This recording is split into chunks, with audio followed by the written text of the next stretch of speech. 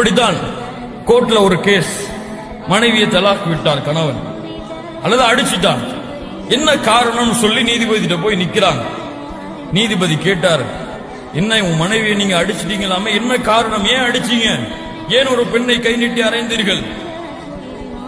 அப்ப அவர் சொன்னாரு, ஏன் அரைஞ்ச தெரியுமா, ஒரு பரிசு வாங்கிட்டு வந்தான், ஒரு பரிசு வாங்கிட்டு வந்தான், உங்களுக்கு ஒரு அன்பளிப்பு கொடுக்க போறேன்னு சொன்னான்.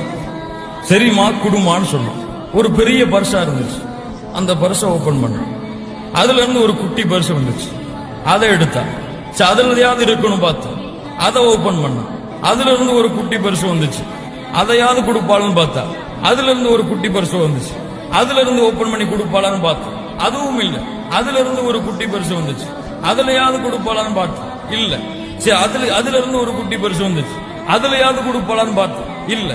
அதுல இருந்து ஒரு குட்டி பரிசு வந்துச்சு. அதுலயாவது குடிப்பாளான்னு பார்த்தேன், இல்ல. அதுல இருந்து ஒரு குட்டி பரிசு வந்துச்சு.